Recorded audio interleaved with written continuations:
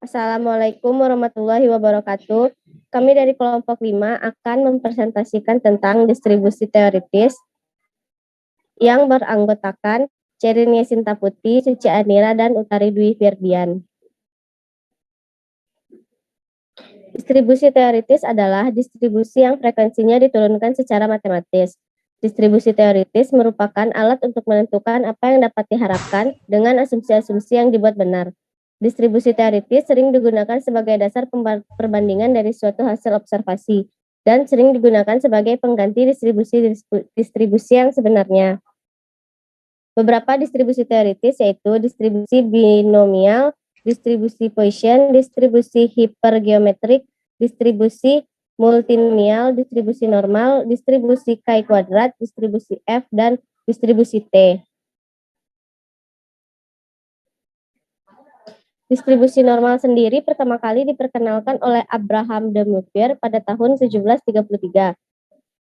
Distribusi normal merupakan salah satu jenis distribusi dengan variabel acak yang kontinu. Pada distribusi normal terdapat kurva grafik yang digambarkan menyerupai lonceng.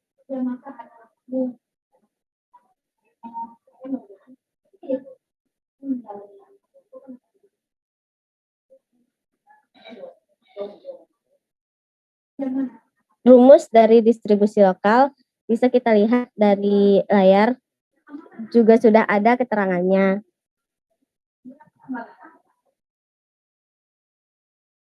Tabel Z distribusi normal.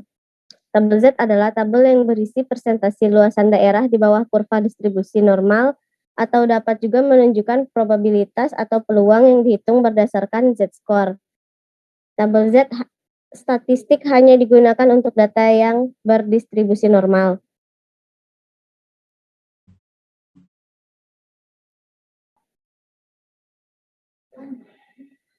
Contoh dari tabel Z.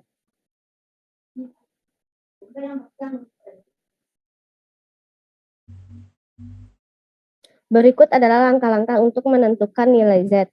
Pertama, perhatikan bagian kolom awal. Misalkan kita menentukan nilai untuk 1,56, maka langkah pertama kita mencari baris 1,5. Yang kedua, perhatikan pada baris awal, carilah nilai 0,06.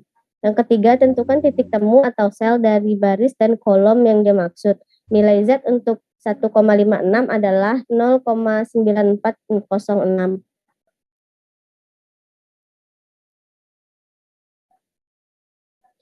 Contoh soal, luas daerah di bawah kurva normal baku yang berisi air adalah, jawabannya 0,6793.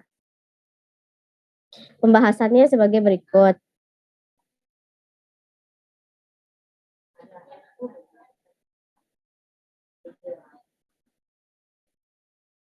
Selanjutnya akan dilanjutkan oleh rekan saya, Utari Dwi Firdian. Kepada Utari dipersilahkan. Ya, Assalamualaikum warahmatullahi wabarakatuh. Distribusi binomial adalah suatu distribusi teoritis yang menggunakan variabel random discrete yang terdiri dari dua kejadian yang berkomplement seperti sukses gagal, ya tidak, baik cacat, kepala ekor. Distribusi binomial memiliki ciri-ciri berikut. 1. Setiap percobaan hanya memiliki dua peristiwa seperti ya, tidak, sukses, gagal. 2. Probabilitas suatu peristiwa adalah tetap tidak berubah untuk setiap percobaan. 3. Percobaannya bersifat independen atau dengan pengembalian, artinya peristiwa dari suatu percobaan tidak mempengaruhi atau dipengaruhi peristiwa dalam percobaan. 4. Jumlah atau banyaknya percobaan yang merupakan komponen percobaan binomial harus tertentu. Rumusnya seperti berikut. 1. Rumus binomial suatu peristiwa. Probabilitas suatu peristiwa dapat dihitung dengan mengalihkan kombinasi susunan dengan probabilitas salah satu susunan. Probabilitas binomial kumulatif adalah probabilitas dengan peristiwa binomial lebih dari satu sukses. Contohnya, sebuah dadu dilemparkan ke atas sebanyak 4 kali, tentukan probabilitas dari peristiwa berikut. A. Mata dadu 5 muncul 5 kali, mata dadu genap muncul 2 kali, mata dadu 2 atau 6 muncul sebanyak 4 kali. Penyelesaiannya sebagai berikut.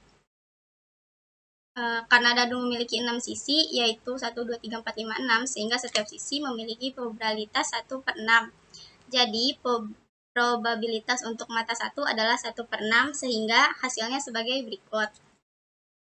Muncul mata dadu 2 atau 6 sebanyak 4 kali. Jawabannya sebagai berikut. Mata dadu genap ada 3, yaitu 2, 4, 6, dan 6, sehingga jawabannya sebagai berikut. Yang distribusi koefisien yang akan dilanjutkan oleh Serinia Sinta. Assalamualaikum warahmatullahi wabarakatuh. Selanjutnya distribusi Poisson. Distribusi Poisson adalah kasus khusus dari distribusi binomial di mana distribusi binomial akan menjadi distribusi Poisson ketika n mendekati tak hingga dan p mendekati 0.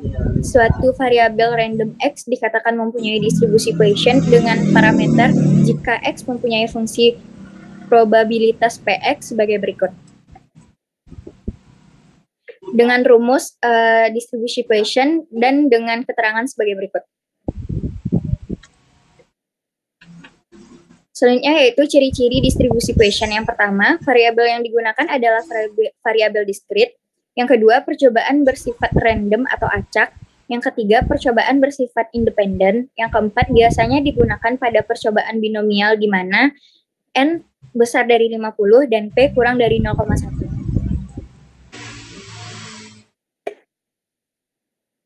Contoh soal distribusi Poisson yang pertama, diketahui probabilitas untuk terjadi shock pada saat imunisasi dengan vaksinasi meningitis adalah 0,0005.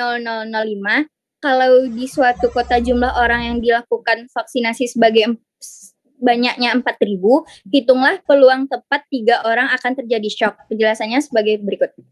Selanjutnya, bagaimana hubungan antara distribusi normal, binomial, dan Poisson? Distribusi Poisson dan binomial sama-sama tergolong ke dalam distribusi peluang diskrit, di mana di dalam percobaan binomial terdapat parameter n, yaitu banyaknya tindakan atau percobaan. Jika n sangat besar mendekati tak hingga, apa yang akan terjadi pada distribusi binomial?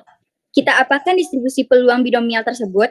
Ya, tentu saja dengan cara memberikannya fungsi limit pada fungsi peluang tersebut. Selanjutnya akan dijelaskan oleh rekan saya, Utari Dwi Firdian. Distribusi Poisson juga hanya diperkirakan lain dari distribusi binomial, tetapi ia memegang jauh lebih baik daripada distribusi normal ketika n besar dan p kecil, atau lebih tepatnya, ketika rata-rata hampir sama dengan varian. Ingat bahwa untuk distribusi binomial, rata-rata NP dan var NP 1 kurang P. Mengapa situasi Gaussian itu penting? Tampaknya itu banyak muncul di dunia nyata, dan itulah mengapa kita memiliki pendekatan khusus ini. Selanjutnya, contoh soal yang akan dibacakan oleh Contoh soal, kami memiliki pusat data 100.000 komputer. Faktanya, kualitas perkiraan untuk distribusi normal turun saat kita berada di ujung distribusi, tetapi Poisson terus bertahan dengan sangat baik. Dalam contoh di atas, mari kita pertimbangkan beberapa probabilitas. Hanya 5 komputer yang akan gagal hari ini. Binomial 296E kurang 36, Poisson 31E kurang 36, normal 96E kurang 22.